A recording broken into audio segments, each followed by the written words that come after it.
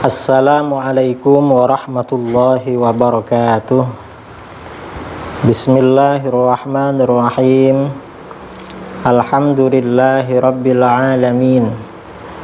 Lahul hamdu wa lahul fadlu wa lahul thana'ul hasan. Ashhadu an la ilaha illallah wahdahu la syarika lah. Wa ashhadu anna sayyidana Muhammadan abduhu wa rasuluh. Allahumma salli ala sayyidina Muhammadin al-fatih lima uliq wal khatimi lima sabaq nasiril haqqi bil haqq wal hadi ila siratikal mustaqim wa ala alihi wa sahbihi haqqa qadrihi miqdarihi al-azim. Amma ba'du. Saudara-saudara kaum muslimin ahlus sunnah wal jamaah dimanapun Anda berada, pada edisi kali ini kita akan membicarakan tentang Mi'raj 70 kali Sayyidina Al-Faqih Al-Muqaddam dan kaum munafiqun. Ini yang akan kita bicarakan, atau dengan judul memahami Mi'raj 70 kali Sayyidina Al-Faqih Al-Muqaddam. Sebenarnya bagaimana Mi'raj beliau itu? Ini yang akan kita bicarakan. Mengapa? Karena ada orang-orang yang nyinyir, yang mencela tentang Mi'raj ini.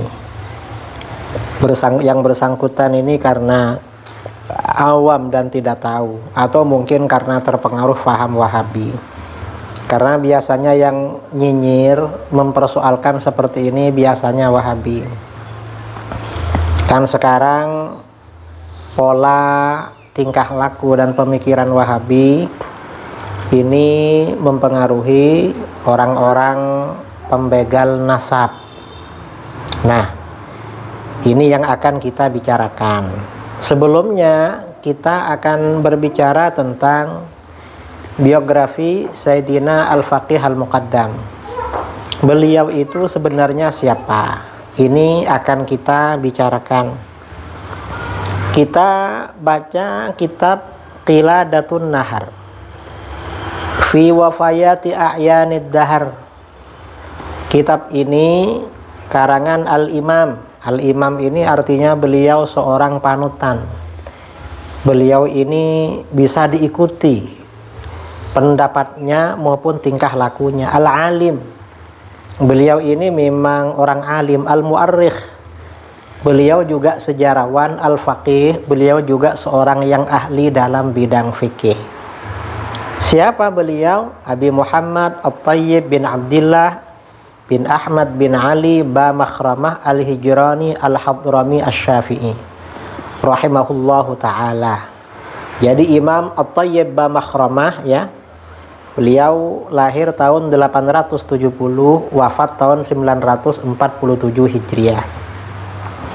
Jadi hidupnya antara abad 9 dengan abad ke-10. Dalam kitab Qiladatun Nahar ini, beliau juga membicarakan tentang biografi Al-Faqih Al-Muqaddam Muhammad bin Ali, Juz 5 halaman 230, 231 dan seterusnya. Beliau berkata begini: Al-Faqih Al-Muqaddam Muhammad bin Ali, Al-Faqih Al-Imam Al-Alim Al-Jalil Dzul Majdil Asil wal Manhil Jalil wal Manasibil Aliyah wal Anwar Al-Mutalaliyah wal Ahwal As-Sadiqah wal Karamat Al-Khariqah wal maqamat as-samiyah wal barakat an-namiyah qudwatul arifin wa mursyidus salikin asy-syarif al-hasib an-nasib Muhammad bin Ali bin Muhammad bin Ali bin Alawi bin Muhammad bin Alawi bin Ubaidillah wa yuqalu lahu Abdullah aidan Ibnu Ahmad bin Isa bin Muhammad bin Ali bin Ja'far as-Sadiq bin Muhammad Al-Baqir bin Ali Zainal Abidin bin Al-Husain bin Ali bin Abi Talib radhiyallahu anhum ajma'in. Ishtaghala fi syababatihi bil ilmi fa qara'a fi baladihi Tarim ala al-Imam Ali bin Ahmad bin Salim Abi Marwan wa lazamahu hatta faqa fil ilmi ahla zamanihi wa taqaddama ala aqranihi wa qara bi tarim aidan ala al-imam Abdullah bin Abdurrahman bin Ubaid wa ghairihima.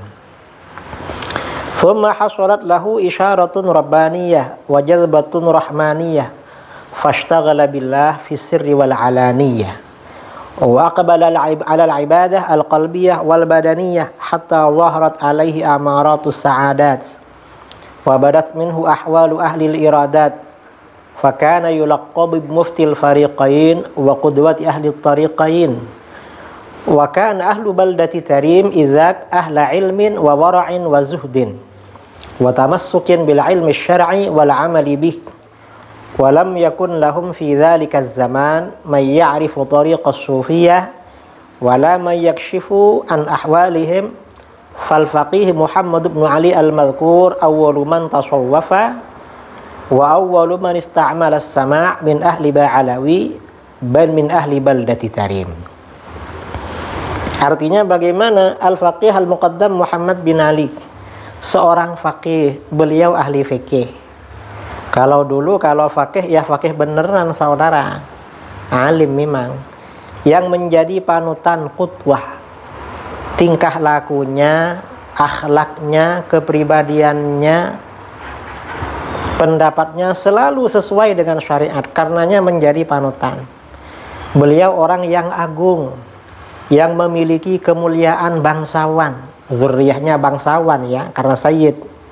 Anugerah yang agung, derajat-derajat yang luhur, cahaya yang berkilau, cahaya ilmu, kemudian cahaya amalnya, hal ihwal yang benar ya, ahwal-ahwal yang shadiqah, banyak memiliki karamah yang luar biasa, derajat yang luhur, keberkahannya terus berkembang.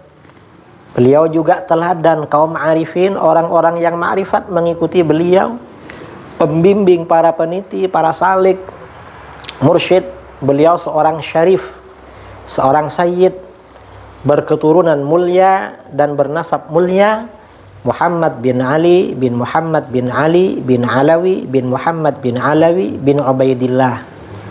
Dan dikatakan pula Abdullah bin Ahmad bin Isa bin Muhammad bin Ali bin Ja'far as-Sadiq bin Muhammad al-Baqir bin Ali Zainal Abidin bin Al-Husain bin Ali bin Abi Thalib. Semoga Allah meridai mereka semuanya. Pada masa mudanya Al-Faqih Al-Muqaddam, beliau menekuni ilmu, lalu belajar di Tarim kepada Al-Imam Ali bin Ahmad bin Salim Abi Marwan, dan mulazamah, artinya selalu bersama beliau hingga dalam ilmu melebihi orang-orang yang semasa dengannya, dan beliau lebih maju daripada kawan-kawannya. Dan belajar pula di Tarim kepada Al-Imam Abdullah bin Abdurrahman bin Ubaid dan lainnya. Jadi banyak guru-guru beliau di Tarim. Kemudian beliau mendapatkan isyarat Rabbani, isyarat dari Tuhan, dan tarikan Rahmani, jazbah, ditarik oleh Allah. Lalu beliau menyibukkan diri dengan Allah dalam kesendirian dan keramaian, selalu berzikir pada Allah, sendiri atau ramai orang. Lalu beliau menghadapi ibadah, menekuni ibadah dengan hati, hatinya selalu fokus kepada Allah, dan badannya beribadah terus. Sehingga akhirnya tanda-tanda kebahagiaan menjadi kelihatan pada beliau, saadah ya. Dan hal ihwal orang-orang yang memiliki kemauan muncul dari beliau.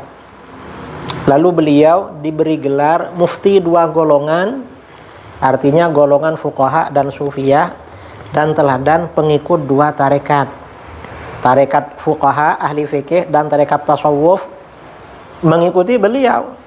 Nah, penduduk negeri Tarim pada waktu itu adalah orang-orang yang alim, orang-orang yang wira'i, yang wara', yang zuhud, memegang teguh ilmu syar'i dan mengamalkannya. Pada waktu itu di kalangan mereka tidak ada yang mengetahui tarekat kaum sufi, dan tidak pula dapat mengungkap hal ihwal mereka orang sufi. Lalu Al-Imam Al-Faqih Al-Muqaddam Muhammad bin Ali tersebut adalah orang yang pertama menjalani tasawuf, dan orang yang pertama menggunakan sama ya. Sama ini artinya mendengarkan kalimat-kalimat yang baik dalam acara-acara sufi dari keluarga Ba'alawi dan bahkan dari penduduk negeri Tarim. Beliau ini sufi pertama. Kemudian Al-Faqih Al-Muqaddam wafat pada tahun 563 Hijriah. Kesimpulan dari keterangan tersebut, Al-Faqih Al-Muqaddam dalam bidang ilmu fikih melebihi para ulama yang hidup semasa dengan beliau di Tarim. Dan dalam bidang tasawuf, beliau seorang wali Allah yang mursyid dan menjadi mufti dalam dua ilmu fikih dan tasawuf. Jadi beliau ini bukan orang biasa-biasa, saudara. Beliau juga memiliki banyak karomah yang luar biasa dan derajat yang luhur. Namanya para wali, banyak karomahnya. Selain beliau juga diakui sebagai seorang syarif, sayyid yang berketurunan mulia dan bernasab luhur, bersambung kepada baginda Rasulullah SAW. Ini penjelasan Imam At-Tayyib Ba Makhramah Al-Hijrani Al-Hadrami Asy-Syafi'i. Ini keterangan beliau seperti itu. Artinya beliau ini memang ulama besar. Lalu bagaimana memahami Mi'raj 70 kali Sayyidina Faqih Al-Muqaddam? Nah, keterangan bahwa beliau bermi'raj 70 kali ini bisa dilihat dalam kitab Syarah Al-Ainiyah. Al-Ainiyah ini nazam yang dikarang oleh Sayyidina Al-Habib Al-Qutub Abdullah bin Alawi Al-Haddad Ba'alawi. Lalu syarahnya ditulis oleh As-Sayyid Asy-Syarif Al-Habib Ahmad bin Zaid Al-Habsyi Ba'alawi. Nah, pada halaman 158 ada keterangan masalah Mi'raj ini. Gimana?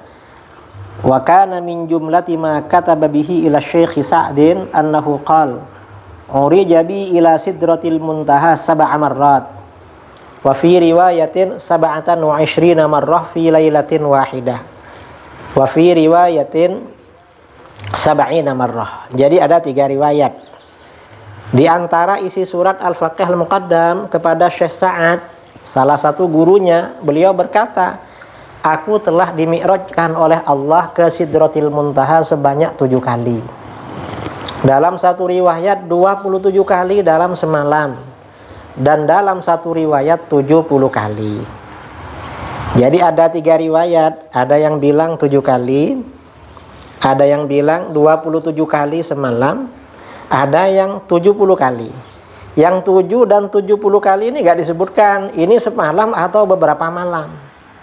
Gak disebutkan. Pertanyaannya, ini karena ada sebagian saudara kita gak ngerti, sebenarnya yang menentang begini-begini itu Wahabi dulu. Nah, pertanyaannya seperti ini, bagaimana kita menyikapi? Beliau kan mengakunya dimi'rajkan. Kalau beliau ini dimi'rajkan, berarti dimi'rajkan oleh Allah ke Sidratil Muntaha. Satu riwayat 7 kali, satu riwayat 27 kali semalam. Ada satu riwayat 70 kali. Entah mana yang benar ini. Bisa benar kesemuanya atau bisa benar salah satunya. Mungkin rawinya lupa dalam perjalanan waktu, lupa begitu yang menyampaikan. Bisa seperti itu. Persoalannya ini mungkin apa enggak? Nah, kalau seperti ini, karena beliau ini seorang waliullah, ulama besar, ulama sufi, dan ulama sufi ya, yang mengaku pernah mi'raj bukan hanya beliau. Para sufi yang lain seperti Ma'ruf Al-Karakhi juga pernah ngaku kalau beliau mi'raj. Ngaku juga kalau pernah mi'raj. Nah, dalam konteks seperti ini bagaimana? Ini kan dinaikkan. Kalau kita percaya kepada karomah para wali, sebenarnya persoalan ini selesai. Karena karomah itu artinya apa? Sesuatu yang luar biasa, yang termasuk mampu dilakukan oleh Allah. Kalau kita meyakini Allah mampu memi'rajkan, apakah 7 kali, 27, 70 kali, ini persoalan selesai. Kalau kita percaya kepada karomah para wali. Kalau nggak percaya kepada karomah para wali ya susah. Dan di negeri kita, di kalangan Nahdlatul Ulama yang juga pernah mengaku mi'raj ke atas, itu ada salah seorang kiai kita, yaitu almarhum Kiai As'ad Syamsul Arifin. Dalam salah satu ceramahnya beliau bilang pernah mi'raj ke atas. Saya sudah lupa itu, tapi mungkin bisa dicari di YouTube. Artinya hal seperti ini biasa di kalangan para aulia. Dan karomah para wali ini kita mengakui. Ini contoh ya tentang karomah para wali. Penjelasan Imam Nawawi dalam syarah Sahih Muslim. Kata beliau, wa fihi annal karamat, qala al-Imam An-Nawawi fi syarh Sahih Muslim. Wa fihi annal karamat qad takunu bi khawariqil adat ala jami'in anwa'iha. Wa mana'ahu ba'duhum wadda'a annaha takhtassu bimithli ijabati du'a wa nahwihi. Wa hadha ghalatun min qailihi wa inkarun lil hissi. Balis shawab jarayanuha biqalbil a'yan wa ihdari syai'i minal adam wa nahwihi. Ini juz 16 halaman 108. Al-Imam An-Nawawi rahimahullah berkata dalam syarah Sahih Muslim, dalam hadis tersebut disimpulkan bahwa karomah para wali terkadang terjadi dengan hal-hal yang menyalahi kebiasaan. Artinya tidak masuk akal dalam semua jenisnya. Semua jenis yang gak masuk akal itu bisa terjadi dalam karomah para wali. Karena karomah memang biasanya luar biasa. Nah, sebagian ulama mencegahnya, menolak. Kalau menyalahi kebiasaan dalam semua jenis menolak. Dan mendakwa. Beliau mendakwa bahwa karomah itu, kata sebagian ulama, karomah itu tertentu dengan seperti terkabulnya doa dan sesamanya. Kata Imam Nawawi, ini jelas kesalahan dari orang yang mengatakannya. Dan penginggaran terhadap indera. Artinya apa yang kelihatan. Justru yang benar, kata Imam Nawawi, berlakunya karomah dengan merubah benda. Benda dirubah menjadi benda lain. Dan mendatangkan sesuatu dari tidak ada. Tidak ada makanan, tiba-tiba ada makanan. Itu karomah dan sesamanya. Ini menurut Imam Nawawi. Artinya apa? Kalau kita meyakini adanya karomah para wali, maka hal-hal seperti mi'raj Sayyidina Al-Faqih Al-Muqaddam itu bisa diterima. Dan itu di kalangan ulama sufi sudah biasa, saudara, disampaikan di kitab-kitab tasawuf. Karenanya masalah ini nggak perlu nyinyir. Kalau nyinyir menunjukkan kalau dirinya nggak tahu apa-apa. Dan ini berbahaya sekali. Kemudian ini ingin saya bahas, mengapa membenci Sayyidina Al-Faqih Al-Muqaddam dianggap munafik. Alasannya, satu, membenci Sayyidina Al-Faqih Al-Muqaddam dianggap munafik karena beliau termasuk Ahlul Bait. Benci keluarga Nabi SAW itu namanya munafik. Ini dalam kitab Ihya'ul Mayyit bi Fadaili Ahlil Bait, karangan Al-Imam Al-Hafidh Jalaluddin As-Suyuti, wafat tahun 911 Hijriah. Beliau menjelaskan Al-Haditsus Tsani Asyar. Akhrajat Tabarani an Ibni Abbas radhiyallahu anhuma anna Rasulullah sallallahu alaihi wasallam qala bughdu bani Hashim wal ansari kufrun wa bughdul Arab nifaq. Hadis ke-12, At-Tabrani meriwayatkan dari Ibnu Abbas radhiyallahu anhuma bahwa Rasulullah sallallahu alaihi wasallam bersabda, benci kaum Bani Hashim dan kaum Ansor, sahabat Ansor, itu kekufuran, kufur. Benci Bani Hashim. Sedangkan benci bangsa Arab itu kemunafikan. Kalau benci Arab, dulu orang-orang liberal benci Arab sampai bilang kadrun. Sampai bilang termasuk yang benci Arab, yang nyuruh orang-orang keturunan Arab di sini suruh balik lagi ke Yaman. Ini saking bencinya, awas, itu kemunafikan.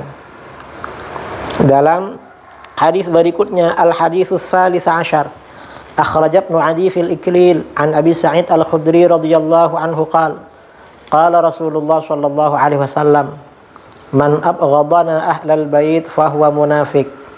Hadis ke-13, Ibnu Adi meriwayatkan dalam Al-Iklil dari Abu Sa'id Al-Khudri radhiyallahu an berkata, Rasulullah sallallahu alaihi wasallam bersabda, barang siapa yang benci kepada kami ahlul bait, maka berarti ia seorang yang munafik. Karenanya orang yang nyinyir kepada Sayyidina Al-Faqih Al-Muqaddam, karena beliau salah satu ulama terkemuka Ahlul Bait, benci pada beliau, otomatis benci kepada anak cucunya. Berarti orang ini adalah munafik. Yang kedua, alasan yang kedua, karena mencela Sayyidina Al-Faqih Al-Muqaddam dianggap munafik karena beliau seorang mukmin. Mencela orang mukmin itu termasuk ciri-ciri orang munafik. Apalagi beliau mukmin yang sempurna, karena beliau seorang ulama yang alim, ahli fikih, dan beliau seorang yang sufi, yang waliullah, yang punya karamah. An Mu'adz bin Anas Al-Juhani radhiyallahu anin Nabi sallallahu alaihi wasallam qala, man hama mu'minan min munafiqin ya'ibuhu ba'atsallahu tabaraka wa ta'ala malakan yahmi lahmahu yawmal qiyamah min nari jahannam wa man bagha mu'minan bi syai'in yuridu bihi syaynahu habasahu Allah ta'ala ala jisi jahannam hatta yakhruja mimma qala. Haditsun hasan rawahu Ahmad wa Abu Dawud. Dari Mu'adz bin Anas Al-Juhani radhiyallahu Nabi SAW bersabda, barang siapa yang melindungi seorang mukmin dari orang munafik yang mencelanya, maka Allah akan mengutus malaikat melindungi atau membela seorang mukmin dari orang munafik yang mencelanya. Maka Allah Subhanahu wa ta'ala akan mengutus malaikat yang akan melindungi dagingnya pada hari kiamat kelak dari neraka jahanam. Dan barang siapa yang menganiaya seorang mukmin, mencela dengan sesuatu yang hendak mencelanya, maka Allah akan menahannya di atas jembatan jahanam, dipanggang di atas jahanam oleh Allah hingga ia keluar dari apa yang dikatakannya. Hadis hasan riwayat Imam Ahmad dan Abu Dawud. Hadis tersebut memberikan beberapa pesan kepada kita. Pertama, keutamaan membela seorang mukmin yang dicela oleh orang munafik. Lebih-lebih kalau orang mukmin itu seorang ulama besar seperti Al-Faqih Al-Muqaddam. Beliau juga seorang waliullah yang ahli tasawuf. Lebih-lebih beliau juga seorang ahlul bait. Kedua, kata para ulama, di antara tanda-tanda orang munafik adalah mencela orang yang beriman. Jadi hati-hati, karenanya orang yang mencela orang beriman, baik itu ahlul bait ataupun bukan ahlul bait, itu berarti pertanda orang munafik. Ini saudara-saudara. Dan tidak ada alasan bahwa nasab ahlul bait palsu, gak ada alasan. Nasab para habaib oleh para ulama disahihkan. Yang bilang palsu itu bukan ulama, bukan orang alim, tapi orang munafik yang bilang palsu. Masalah perbedaan Ubaidillah dan Abdullah, dua versi, itu tidak ada persoalan di kalangan para ulama bagi orang yang biasa membaca kitab hadis, membaca kitab tabaqat, membaca kitab rijalul hadis, membaca kitab-kitab takhrijul hadis. Kalau biasa baca seperti itu, insya Allah akan taslim, menerima masalah perbedaan Ubaidillah dan Abdullah. Yang nggak ngerti itu hanya orang-orang yang tidak tahu, dan dia termasuk orang-orang munafik.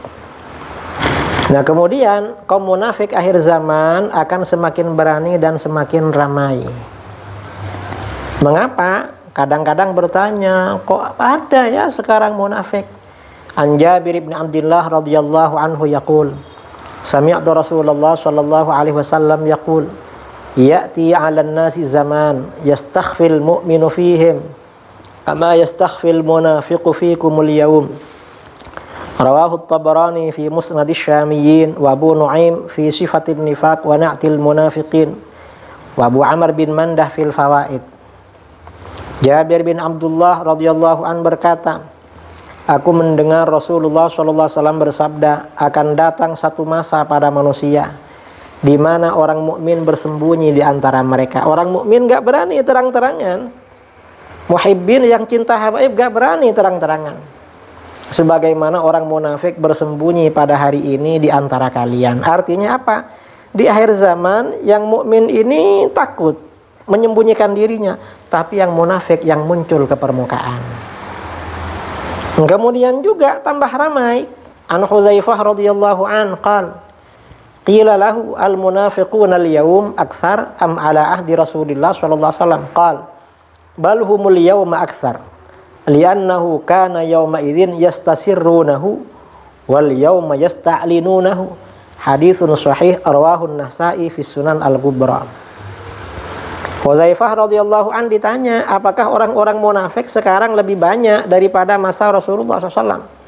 Beliau menjawab, justru hari ini mereka lebih banyak. Jadi zaman semakin akhir orang munafik semakin banyak. Karena pada masa itu, masa Rasulullah SAW, orang munafik menyembunyikan diri, sedangkan sekarang mereka terang-terangan. Karenanya jangan heran kalau ke depan ini muncul orang-orang sebagai perwakilan orang-orang munafik. Ya, orang munafik ini ya tetap muslim, tidak keluar dari Islam. Tapi munafik itu ada pada dirinya. Salah satu tandanya seperti yang disebutkan tadi, benci orang Arab, benci keluarga Rasulullah SAW, suka mencela orang yang beriman, apalagi terang-terangan. Sekian, mudah-mudahan bermanfaat. Mudah-mudahan Allah memberikan kita taubat nasuha, kembali ke jalan yang lurus, mengikuti manhaj Ahlus Sunnah wal Jamaah, Asy'ariyah, Maturidiyah, Syafi'iyah dan Sufiyah, manhaj Wali Songo, manhaj Ba'alawi, manhaj para ulama NU, manhaj para habaib, manhaj guru-guru kita di pesantren salaf di Indonesia. Amin Allahumma amin. Sekian, assalamualaikum warahmatullahi wabarakatuh.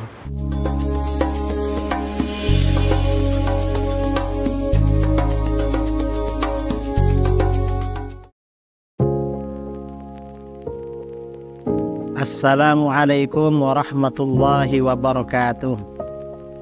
Saudara-saudara kaum muslimin dimanapun Anda berada, di seluruh Indonesia maupun di luar negeri, perkenalkan, saya Al-Fakir Muhammad Idrus Ramli mengajak saudara-saudara sekalian untuk menyisihkan sebagian hartanya sebagai donasi bagi program peduli pendidikan yang dikelola oleh LAS, Lembaga Amin Zakat Sidogiri. Program ini merupakan bantuan untuk biaya pendidikan yang diberikan kepada anak didik binaan LAS Sidogiri yang meliputi 1. Beasiswa anak yatim dan duafa, 2. Beasiswa anak berprestasi, 3. Peningkatan SDM guru, dan 4. Penugasan dai dan atau tenaga pengajar. Silahkan saudara-saudara, kami tunggu donasinya melalui rekening yang tertera di video ini. Insya Allah harta kita akan semakin berkah, semakin dimudahkan, semakin lancar, semakin bertambah. Amin Allahumma amin. Dari saya, assalamualaikum warahmatullahi wabarakatuh.